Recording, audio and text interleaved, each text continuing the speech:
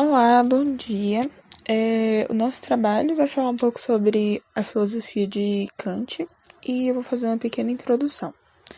Bom, dentro dos grandes nomes da filosofia ocidental, não se pode deixar de falar de Immanuel Kant. Idealista transcendental, pautou-se por um percurso em que a mente seria quem mais ordena, orientando a ação e a experiência humanas. A mente funcionaria, assim, como a plataforma em que tudo se cria, dando primazia às ideias e à dimensão mental, algo que sempre pautou o iluminismo. Pautou, assim, com seu contributo da filosofia ocidental, grande parte do pensamento ético futuro, sem esquecer a própria teoria política, na qual também pesou o seu corpo de ideias. Nessa transição turbulenta entre o século XVIII e XIX, Kant entoou e perdurou a sua ideia de como tudo se forma desde o conhecimento à experiência.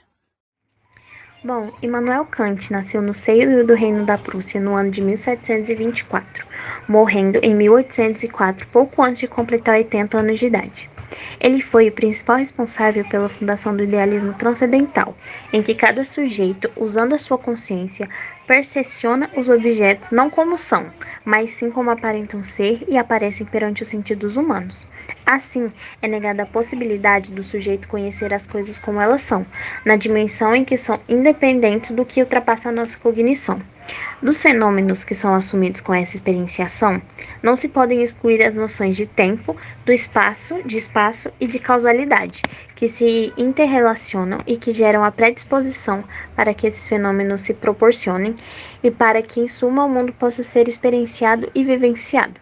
É quase uma estrutura que possibilita racionalizar o mundo, quantificando e temporalizando. As coisas em si, ou as que existem antes de poderem ser interpretadas pelos sentidos, existem, embora não se consiga perceber a sua natureza, já que o conhecimento não o consegue perceber. David Hume limita o entendimento humano às próprias percepções, de modo em que essas percepções originárias simplesmente surgiriam na mente. Isso significa que não se pode experimentar o que está além dessas percepções mais simples, o que se supõe ser uma questão de causa, afirma David Hume, é antes fruto do hábito. Não obstante, o conhecimento pode ser dividido em duas dimensões relativamente à sua origem. A priori, quando é independente da experiência e do uso dos sentidos para a sua criação. Exemplo disso são as operações matemáticas necessárias e universais, embora intuídas. E a posteriori, quando advém da experiência de um exercício que produz evidências da sua existência. Exemplo disso são as descobertas científicas e todo o trabalho científico do qual resulta a formação de conhecimento. Síntese sobre Kant. As suas obras de referência são, entre outras, A Crítica da Razão Pura, lançada em 1781. É aqui que está o grande núcleo do pensamento do filósofo, procurando estabelecer limites e explicar a metafísica aos olhos de uma razão que é problematizada, antes e depois do conhecimento. É a resposta que dá ao ceticismo de Hume, ao empirismo de Locke e ao racionalismo de Descartes, procurando quase uma síntese das suas tradições filosóficas. Oi, gente, eu vim falar sobre a crítica do julgamento, que desenvolve um olhar atento em relação à estética e à teleologia, o estudo das finalidades da ação, em que a tônica é posta num olhar sobre a ação em relação aos seus fins, para além de procurar o estudo dos limites do que se pode julgar, envolvendo a dimensão das memória e até dos sentimentos. Os próprios conceitos de sublime, em conjunto com aceitável, bom e bonito, são os 4 julgamentos estéticos possíveis, e de gênio, entendido como o inverso daquilo que é o julgar, sendo que o julgar determina o que é bonito ou sublime, mas o gênio produz aquilo que é bonito ou sublime. Sobre a influência. Immanuel Kant contribuiu decisivamente para que se alterasse o paradigma do pensamento filosófico ocidental. Em vez de Deus, foi o ser humano e a sua razão que passaram a ser o centro da discussão, do pensamento e da ação humana.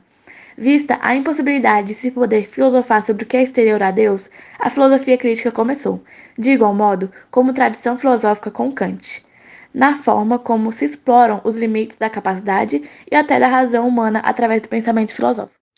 Assim, O seu pensamento contribuiu para que muitas correntes filosóficas se pudessem formar e ganhar sustentabilidade, como o marxismo, o positivismo, a fenomenologia, o existencialismo, o estruturalismo, o pós-modernismo e entre outros. Immanuel Kant foi imperativo no pensamento filosófico ocidental, abrindo as portas para uma visão cada vez mais centrada no ser humano, na sua dimensão mental e racional. Kant abriu horizontes que deixou de parte o excesso empírico e o fardo racional, procurando fundi-los num novo horizonte, acessível a partir da transcendência.